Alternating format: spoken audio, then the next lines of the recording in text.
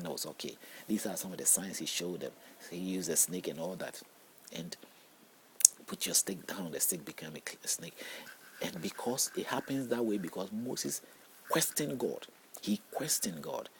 He questioned him and said, but if you are who you say you are, and I'm going there to do that, what proof do I have? How would they believe me? These people they are already people who are suffering and they don't believe in anything anymore, because you could have gone there straight ahead and helped them out. And you've gone to me to go and a tiny man like me to go and save them. How am I going to save them? What do I have to save them? There's a whole army out there. Egyptians have got army. So Moses had a point. And today we also have a point. And I have a point. And that point is what I'm saying to you. That no matter what I claim to believe, Moses has some faith. He believed in something. All of them, everybody have believed in something. I know there is a God. That God I know is like knowing that I have a father, because definitely my father gave birth to me and my mother. So it's like knowing that there is a father or a mother of yours. You may be an infant and don't know them personally, but you know that somebody gave birth to you, because you know yourself that you did not come out of the sky. You did not just appear. If you had just appeared, you would disappear again. But you have no means of disappearing. And you've seen that people are being born. The difference is that you were born and being neglected or being thrown away somewhere, and so you don't have any history or records of where you came from. And that is what has happened to the human race. We have lost record of wherever we came from, in a general sense, and it's almost like we have become infants, lost, have no records of whatever we know. We don't even know who our Father, who our God is. We are in that kind of category, that situation, and we are striving, but we know that we came out of God. We came out of someone, and that someone is what we refer as God. And everybody is using that God thing in any way they choose to, or they come up with anything, or they go through an experience and say that's God. It could be that the world is not just about human physical things that we see. We've already known that there are organisms in the air that we breathe every day, lots of it that we cannot see with our naked eyes. So the world has got so many things. So if we came out of something, the same way those things, organisms that we do not see with our eyes, also came out of something. And that organisms could be any form of shape. We have discovered some. There are maybe more there that we have not discovered. And those that we probably have not discovered, maybe has got the ability that we normally call, that's what we probably will say, spirits and all that intervene in our life, that we cannot have a solid proof of them or show them, but we've experienced them and we know what they are, what they are capable of. At least we know some of their capabilities. But if we have to think of things through, and we talk about God, then we have to give God that chance to be God. God must be who He is. And how God has to be who He is by allowing Him to do what He best does, or what He can do. And I believe that. And so I've allowed and I've put myself in a situation where even if I have a God, and the God that I believe in, I just claim that yes, I believe there is a God, there's some existence of God, that's where I came from. I have put myself in a situation where I want that God, or my God, my source of life. If I link it that everybody is coming from the same source, that's a different thing also. It can be the case. But my God, to prove that He is there, it's not for anybody to do that challenge, or anybody to sort of find out what God have got. It's not anybody's duty, anybody's business. It's not anybody's responsibility to do that.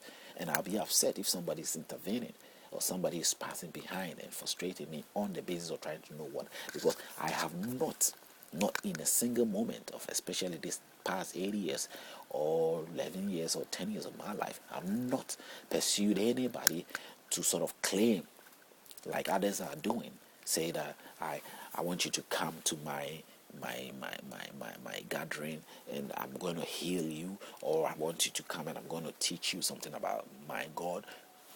Where is my God in the first place to teach you anything about Him? What rules has He given me? I don't have anything of that sort. I'm also in a state of discovery. I'm also a seeker. I want to find out. But I can't stand the idea of others have already taken the path way before I ever existed, and now, and probably will continue even if I've gone, taking the idea of trying to present something that they have no knowledge of, something that it hasn't been proven to they themselves, because they went through a spiritual experience like I did. They go out and say, yeah, and there they are. The spirit, forsakes them, or the spirit leaves them in the middle of nowhere, and they cannot prove anything to anybody, and they have to end up doing things that they probably know is wrong to do in order to prove something to the people, because they can't just walk away. People probably will get upset for treating them or making a fool out of them. You can't just go and make it risk, temper with people's life the way you want or anyhow you want to get, especially to get money out of them, their livelihood, and leave them desolate. Because you are the only one who think of yourself that you want to just be somebody and you want to get whatever you want, and you're drowning other people. Some people probably have given you their livelihood, all that they have, all they can depend on. Others, maybe they have it in abundance. Even them, they'll be very careful. They don't give that much. Already we have history of a world where people who have don't really do what they are supposed to do to help the others. You see, we have in an abundance resources to reach out to everybody and to take care of us for maybe 15 years. But there are people hungry and suffering. As far as the life is concerned for certain leaderships, they see it as, safe for the future.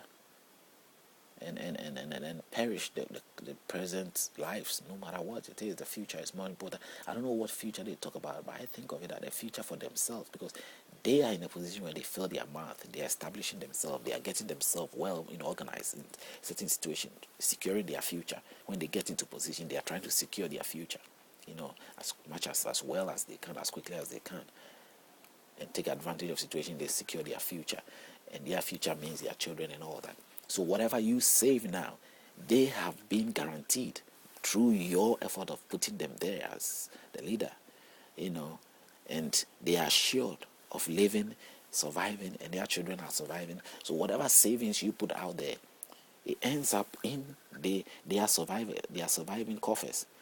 You will not survive. Eventually, you will die and not be able to enjoy your savings, or your chances of survival is very slim. If you will live, you have that much. Those who have much to give a little, they are always secure. They are always saving for the fact that some emergency will come, they can reach out to it. But in your situation, you're also using the same guideline. You're saving for emergency. But looking at whatever you have, in realistic sense, politicians should not even touch certain people with certain incomes. I mean, if you earn in certain level, you shouldn't even be asked anything. But only the successful people should ask to save and do something like that.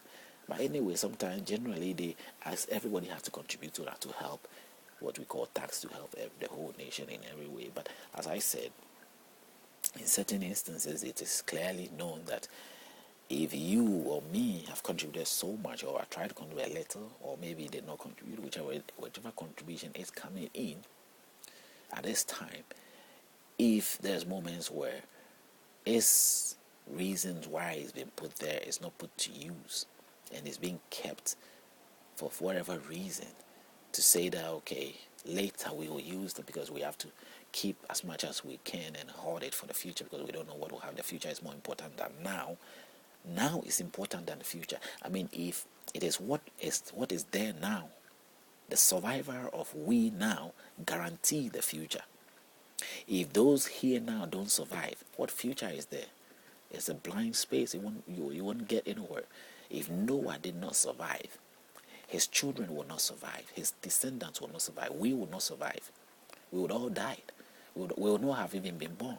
If Noah died, we would not have been born. But Noah died when he has survived life to the fullest that he should live. And during that process, he produced. But if Noah wasn't able to survive to any extent of life, I mean, he didn't survive, he was limited. He would have limited this generation in so many ways. Maybe none of the generation would have survived or somehow be there today. The survivor means surviving and being able to procreate, surviving and being able to establish something that secures the future